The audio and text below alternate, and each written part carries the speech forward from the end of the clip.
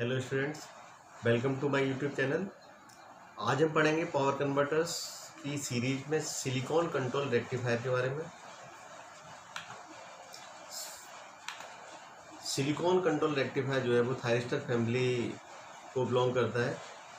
SCR जो है वो सिलिकॉन कंट्रोल रेक्टिफायर बोलते हैं इसको हम। थायरिस्टर जो है वो यानी कि सिलिकॉन कंट्रोल रेक्टिफायर यहाँ पर 4 layer 3 junction PN semiconductor switching device होती है।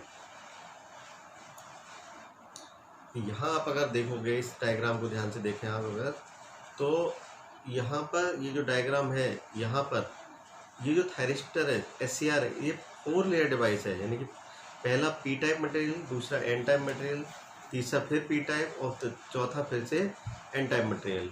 यानी कि 2 मटेरियल हैं, ऑल्टरनेट क्रम में वो लगे हुए हैं।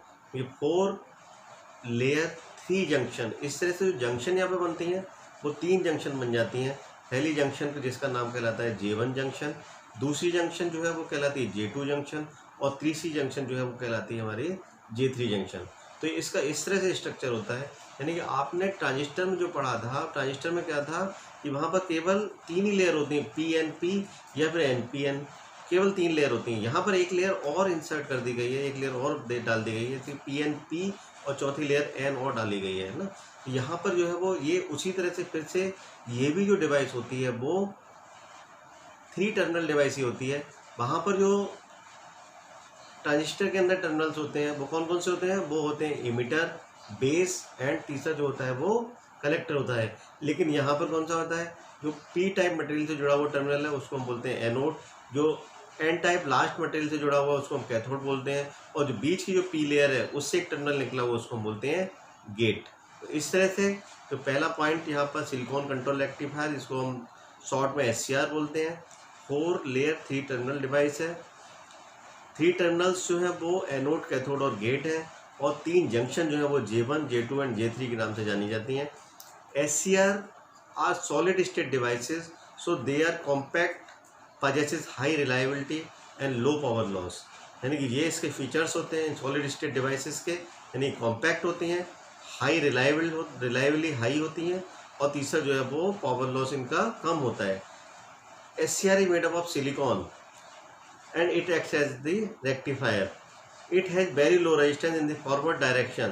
यानी कि SCR के अंदर क्या होता है कि अगर ये कंडक्ट करेगा एनोड से कैथोड की तरफ जिस तरह से करंट फ्लो करेगी, उस समय क्या होगा, इस पूरी डिवाइस का जो रेजिस्टेंस होगा, यानी कि जो जहाँ पर ड्रॉप होगा उस रेजिस्टेंस की वजह से वो बहुत ही कम होता है, यानी कि वेरी लो रेजिस्टेंस ऑफर करता है।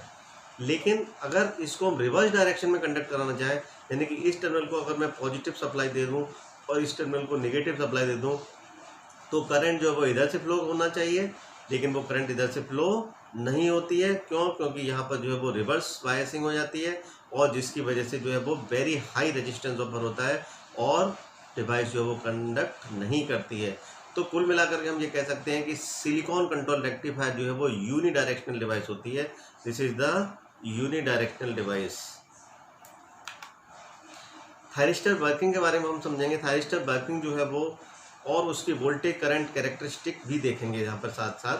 तो यहाँ पर जो इसकी वर्किंग को समझने के लिए इसके जो कुछ मोड ऑफ ऑपरेशन है, यानी कि पहला मोड ऑफ ऑपरेशन कहलाता है रिवर्स ब्लॉकिंग मोड, दूसरा मोड ऑफ ऑपरेशन कहलाता है इसका, वो कहलाता है फॉरवर्ड ब्लॉकिंग मोड। यानी कि ये 2 मोड ऐसे हैं, reverse blocking and forward blocking, जिनमें कि थायरिस्टर जो है वो ऑफ रहता है। और तीसरा जो मोड कहलाता है that is called as the conduction mode. और वो कौन सा कंडक्शन मोड है? वो भी लेकिन फॉरवर्ड वही है, फॉरवर्ड कंडक्शन मोड कहलाता है। तो इसको समझने के लिए कुछ हमारे नोमेनक्लेचर उसको समझ लेते हैं कि यहाँ पर जो आप एनोड और कैथोड के बीच में जो ये this is the first of all this is the symbol of the thyristor, यानी SCR का सिंबल होता है। यानी कि ये जो एनोड है, जो नॉर्मल आपका डायोड होता है, आप डायोड को इस तरह से बना देते हो, लेकिन उसमें डायोड में एक तीसरा टर्मिनल और यहाँ पे निकाल दिया है, यानी कि इस तरह का जो स्ट्रक्चर बना ये कहला रहा है हमारा SCR है, थायरिस्टर का स्ट्रक्चर है। यानी यहाँ पर ये पहला टर्मिनल एनोड, कैथोड जैसा कि नॉर्मल डायोड में होता है, लेकिन यहाँ पर ये जो एक टर्मिनल और निकाला है इसको हम बोल रहे हैं गेट। तो एनोड और कैथोड के बीच में जो आप वोल्टेज यहाँ लगा रहे हो इसके थ्रू, ये वेरिएबल वोल्टेज है, यानी कि इस टर्मिनल को पॉजिटिव किया, इस टर्मिनल को नेगेटिव, यानी कि एनोड पॉजिटिव और कैथोड नेगेटिव है।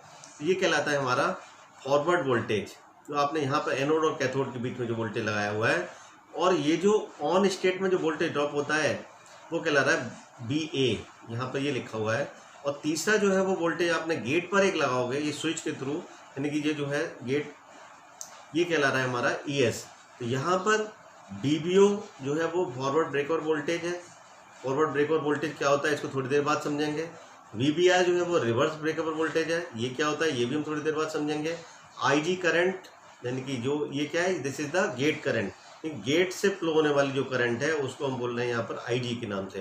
और VA क्या है, VA is the anode voltage across the thyristor terminal A and K, यानी कि VA क्या है, यानी कि थायरिस्टर टर्मिनल के एनोड और कैथोड के बीच में लगा हुआ वोल्टेज उसको हम बोलेंगे VA।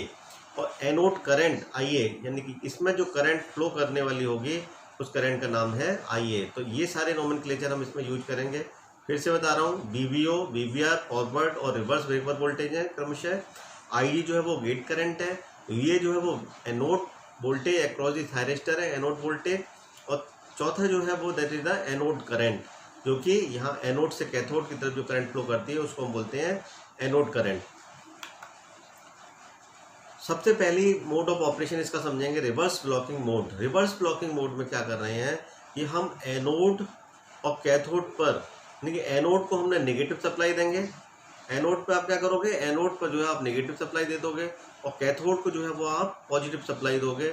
और गेट पर आप कोई भी सप्लाई करंट, कोई भी सप्लाई आप कनेक्ट नहीं कर रहे हैं। तो उससे क्या होगा, जैसे ही आप यहाँ पर नेगेटिव और यहाँ पर पॉजिटिव अगर आप कनेक्ट करोगे तो उस समय क्या होगा, रिवर्स ब्लॉकिंग मोड में उस समय ये होगा कि जंक्शन J1 P और N, जैसा कि आप डायोड में जानते हो, यानी कि ये वाली जंक्शन कैसी हो जाएगी, जंक्शन J1 रिवर्स बायस्ड। इसी तरह से अगर J3 की बात करें, this will also be reverse biased. लेकिन जंक्शन J2 जो होगी वो कैसी हो जाएगी, junction J2 will be forward biased. तो इसका मतलब क्या हुआ कि रिवर्स ब्लॉकिंग मोड में क्या हो रहा है कि दो जंक्शन जो है वो रिवर्स बायस्ड हो गई हैं।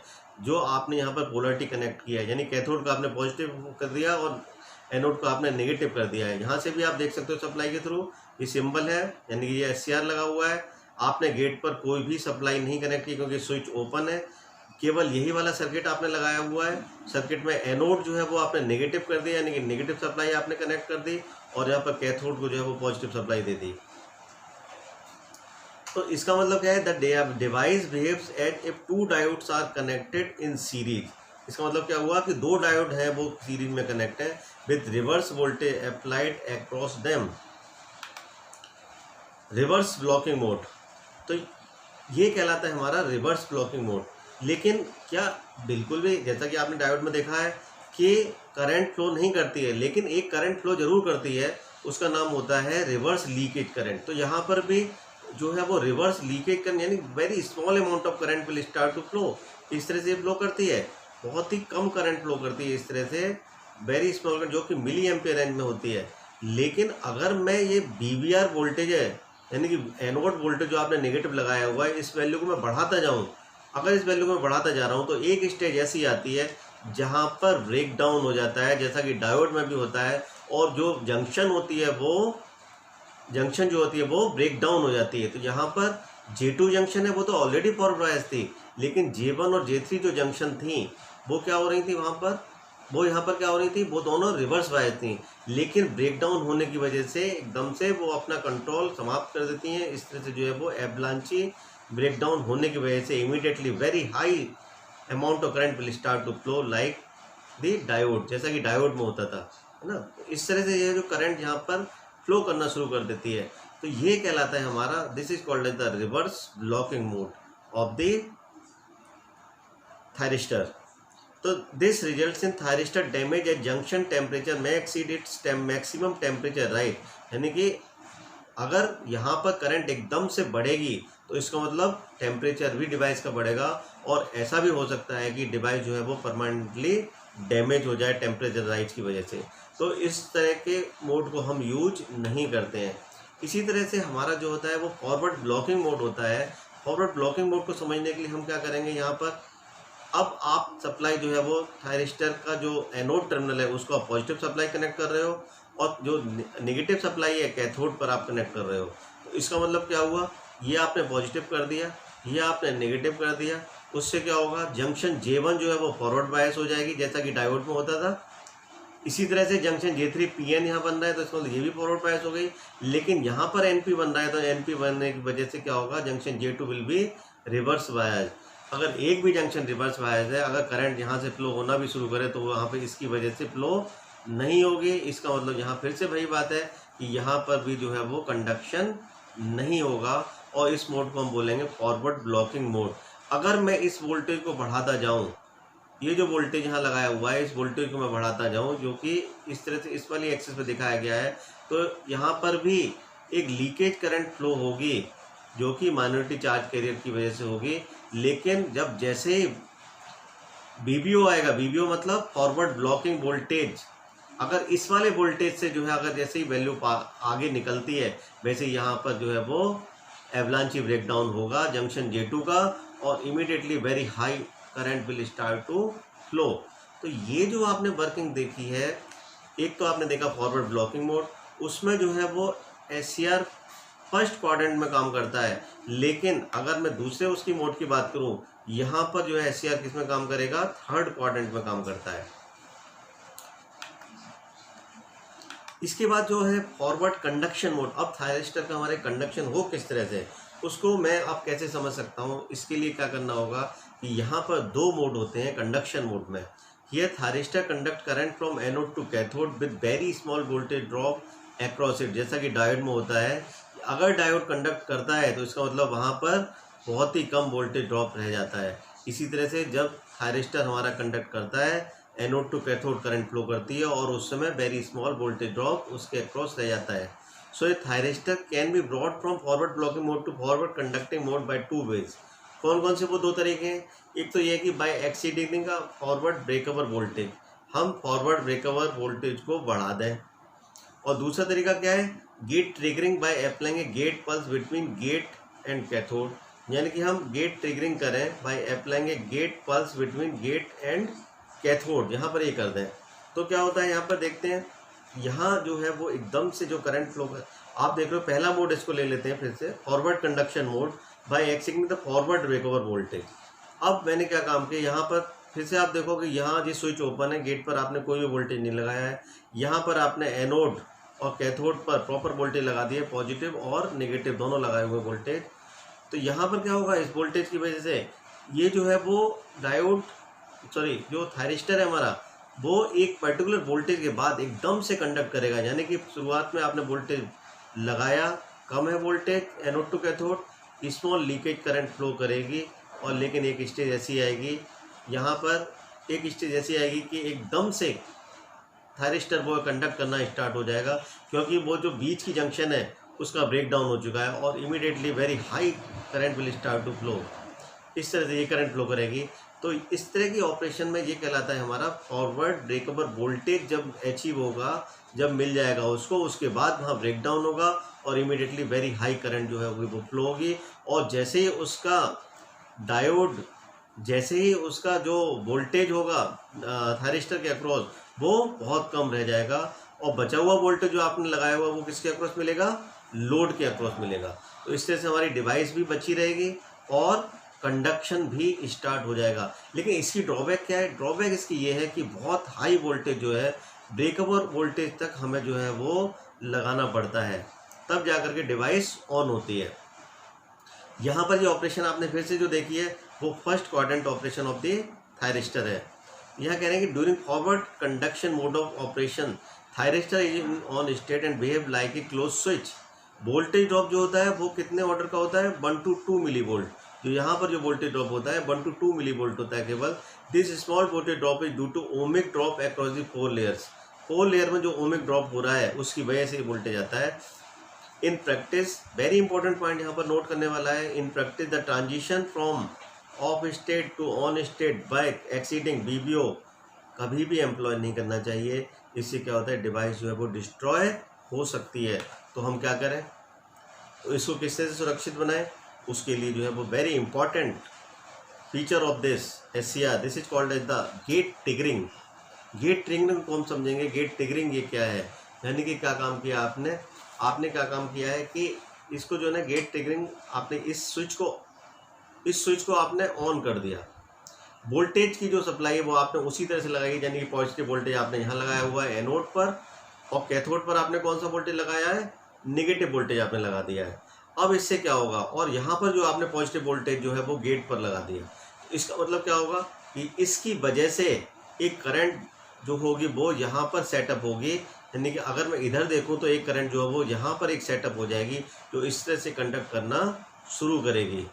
तो अब आपने क्या किया, गेट करंट अभी तक तो जीरो थी, यानी कि आप यहाँ तक ले जा रहे थे, वोल्टेज को यहाँ तक ले जा रहे थे, उसके बाद इमीडिएटली ये कंडक्शन हो रहा था। लेकिन अब क्या किया आपने गेट वोल्टेज लगा दिया। गेट वोल्टेज लगाने के बाद अब क्या होगा, सपोज ये गेट वोल्टेज की वजह से करंट यहाँ तक पहुँची, उसके बाद इमीडिएटली कंडक्शन स्टार्ट हो गया। अब इस पॉइंट को समझते हैं हो क्या रहा है यहाँ पर। सबसे पहली चीज़ तो ये है कि पहला पॉइंट में लिखा है this is the simplest, reliable and efficient method of firing. Firing मतलब ऑन करना किसी चीज़ को। Firing the forward bias SCR. Forward bias का मतलब आपने एनोड को पॉजिटिव रखा हुआ है और कैथोड को नेगेटिव रखा है। Then a positive gate voltage applied between gate and cathode, जो मैं आपको बता चुका हूँ, यानी कि ये वाला जो कनेक्शन है ये कहलाता है positive gate voltage between gate and cathode. और understanding gate triggering, gate triggering को समझने के लिए हम क्या करेंगे, फर्स्ट स्टेप क्या है, choose a thyristor with forward breakover voltage, मान लो कि 800 वोल्ट्स है ना, higher than the normal working voltage हमें चूज करना होगा। तो thyristor will be in blocking state with normal working voltage. Normal working voltage पर तो ये क्या करेगा, ब्लॉकिंग मोड में रहेगा। लेकिन अब क्या होगा, when we require the turning on off thyristor, अगर मुझे थायरिस्टर को टर्न ऑन करना है तो हम प्रॉपर गेट वोल्टेज यहाँ पर कनेक्ट करेंगे, और जैसे ही प्रॉपर गेट वोल्टेज कनेक्ट करेंगे वैसे ही ये थायरिस्टर ऑन हो जाएगा। अब ये होता किस तरह से, इसको समझना है। तो इसमें जो पॉइंट नोट करने वाला वो ये है कि यहाँ पर जो आप देख रहे हो कि कैथोड वाली जो एन लेयर है ये हैविली डोप्ड होती है, यानी कि इसमें इलेक्ट्रॉन्स बहुत आयत में है, बहुत ज़्यादा dope as compare to gate P layer, इसके कंपेरिजन में। अब आपने यहाँ पे क्या लगाया है, नेगेटिव वोल्टेज लगाया हुआ है, यानी कि इलेक्ट्रॉन जो होंगे वो इधर मूव करेंगे, इलेक्ट्रॉन्स इधर मूव करेंगे। भाई तो हमें चाहिए था इलेक्ट्रॉन्स इधर मूव किए, तो so when gate supply is given between gate and cathode, gate connected P layer is flooded with electrons, यानी कि बहुत ही इलेक्ट्रॉन मतलब इलेक्ट्रॉन जो है वो इसके अंदर काफ़ी सारे आ जाते हैं from cathode connected N layer.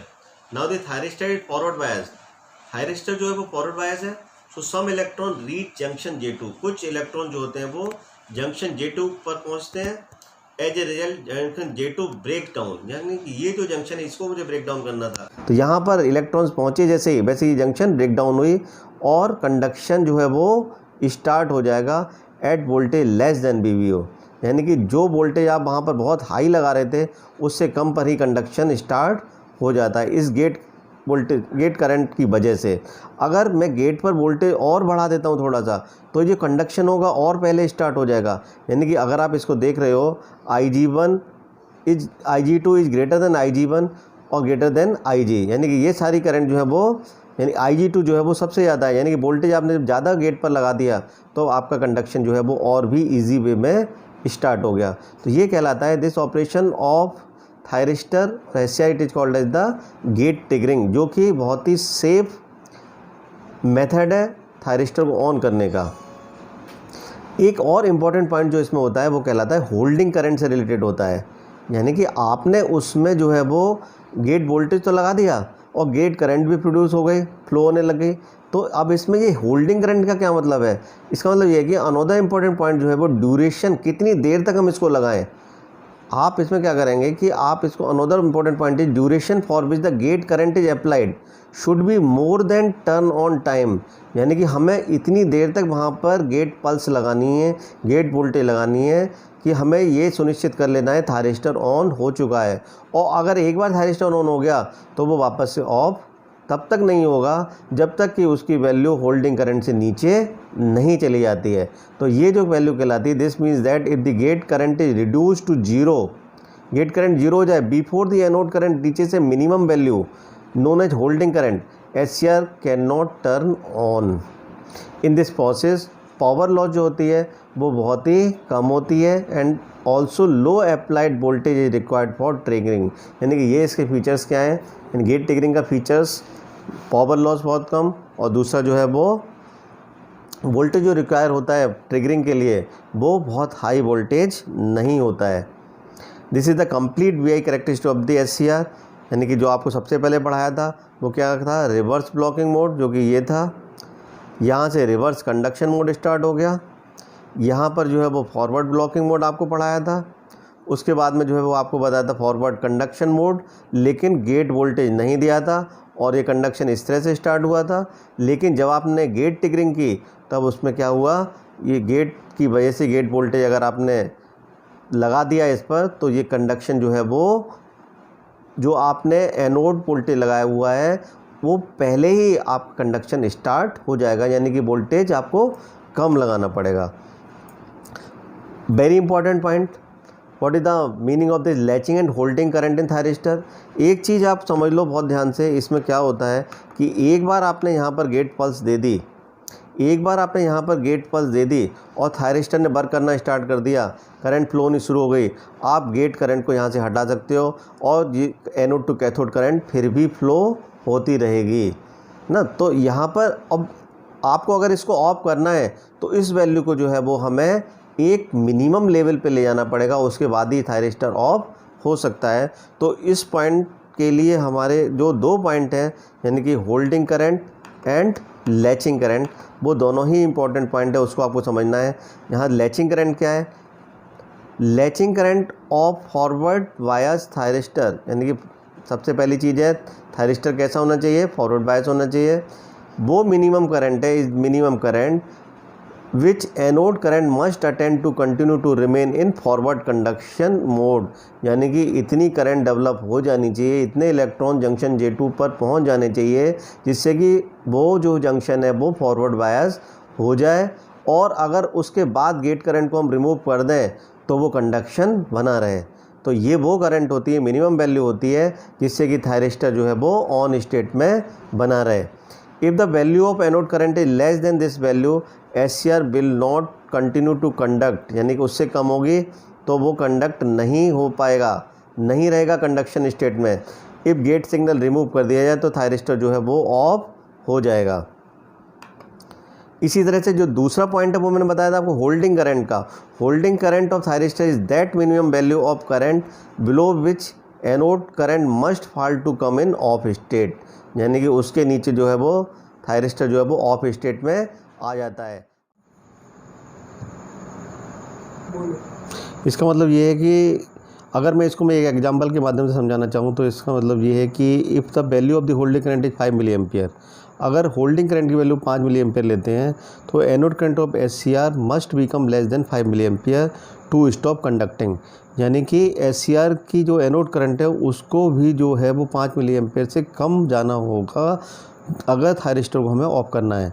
तो the main difference between latching and holding current of SCR is the latching current, this is related to turn on process, while holding current जो है वो टर्न ऑफ प्रोसेस से related होती है। तो इस lecture में जो है वो हमने ये समझा कि SCR की वर्किंग हम किस तरह से करते हैं, SCR क्या होता है, उसकी वर्किंग क्या होती है। अब हमारे जो नेक्स्ट आने वाले लेक्चर होंगे उसमें जो है वो SCR का वास्तव में यूज किस एप्लीकेशन में करते हैं, उसमें जो एप्लीकेशन आपके सिलेबस में रहेंगी वो रहेंगे कंट्रोल रेक्टिफायर, चॉपर और इन्वर्टर्स। तो आप इस चैप्टर को रिवाइज कीजिए। Okay, thank you very much.